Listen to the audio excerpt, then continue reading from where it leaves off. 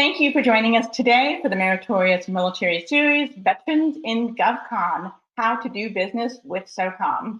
It is my pleasure to introduce our speaker, Paul Ward, Deputy Director for the Office of Small Business Programs for the United States Special Operations Command at MacDill Air Force Base in Florida. He assists small businesses in understanding and navigating the government procurement process and reviews SOCOM procurements to maximize opportunities for small businesses and ensure compliance with small business regulations. He has served as a small business professional with SOCOM since June 2016.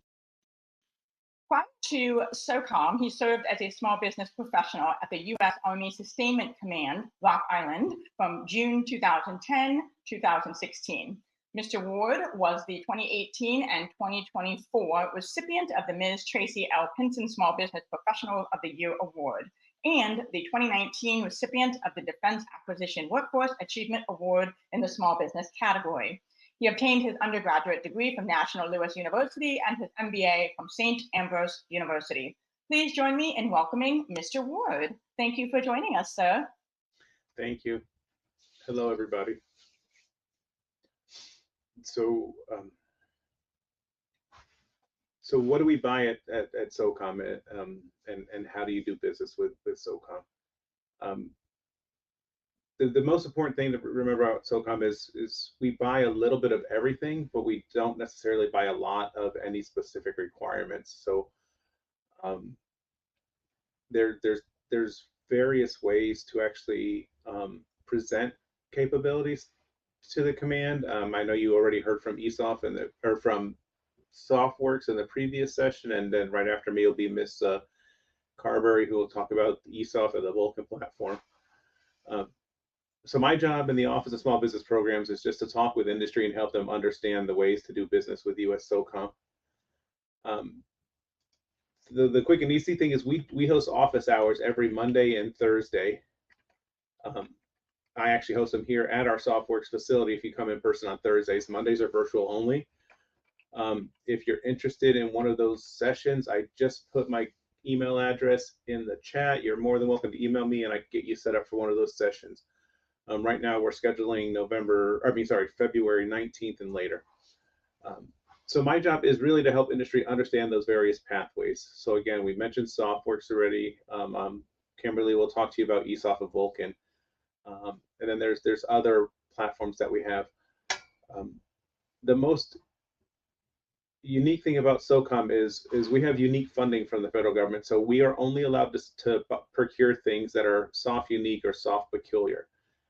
And what that means is only the SOCOM operators are using it. If it's an item that the normal Army uses, then they have to they buy them and provide them to us for free. So, if we needed M16 machine guns or M16s, then the Army would buy them and provide them to us.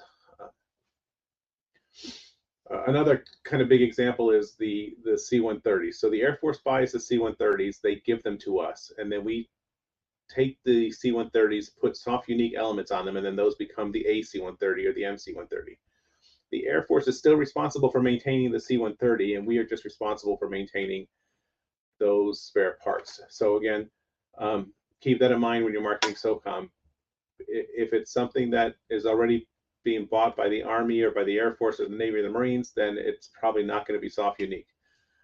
For those companies that have unique capabilities and or want to present unique capabilities or products or ideas to us, again, ESOF would be the main platform. I'm not going to steal Ms. Carberry's thunder, so I will refer you to her portion of the presentation after mine. But if after hearing everything today you have questions about USSOCOM, then by all means, feel free to reach out to me. The most important piece of advice that I can give anybody that's interested in doing business with SOCOM is to remember that it's mission first. So we are not going to make procurement decisions in order to meet small business goals. Anytime you're marketing anybody at USSOCOM, you need to be focusing on your capability and what your capability can provide and how it's going to help our operators support their mission. The first three questions we ask is, how's it going to help us get our mission done and get home safely? And if your solution doesn't help any of those three processes, then we're probably not the best fit customer for you. Truth in lending, USSOCOM can be a very picky customer and a very needy customer. And that's just because the mission that we do just requires that. It's really important for our operators to have the best solution to solve their problems. One question I get quite a bit is facility clearances. Generally speaking, if it's a service and you're going to be working in the building or on site with our operators, you're probably going to have a facility clearance. With the products, it's kind of going to be hit or miss. I'm not 100% sure the mix of businesses on here. SOCOM buys a little bit of everything. The one area I'd say that you're going to see very few, if no requirements, would be in construction. We usually rent facilities on the base that we're at. So like SOCOM doesn't own any of the buildings that we have on MacDill. MacDill Air Force Base owns them.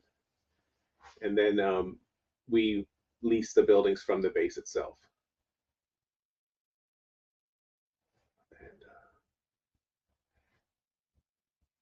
And I kind of ran through all that kind of quick, but I think that's a great place to go ahead and hold off for now. I will be in my table at the lobby room until 1:30. So if anybody has questions or whatnot, feel free to reach me there. And again, my email address is posted in the chat already. If you want to set up one of those one-on-one meetings, feel free to reach out to me as well. And I will plug the Small Business Bootcamp as well, because SoftWorks is hosting it in conjunction with us and with the Small Business Office. So partake in that as well. Excellent. Well, thank you, Paul, for sharing your expertise today. I know we all appreciate short and sweet and succinct, so thank you for that. And he has left his email in the thread. It's paul.ward@socom.mil. So be sure to reach out to him with questions. And of course, at the end of the session, you can meet him personally at the virtual table. If you're based in Tampa, do not hesitate. He is a great resource to tap into if you're here in Tampa or you visit Tampa in the near future. With that, thank you so much.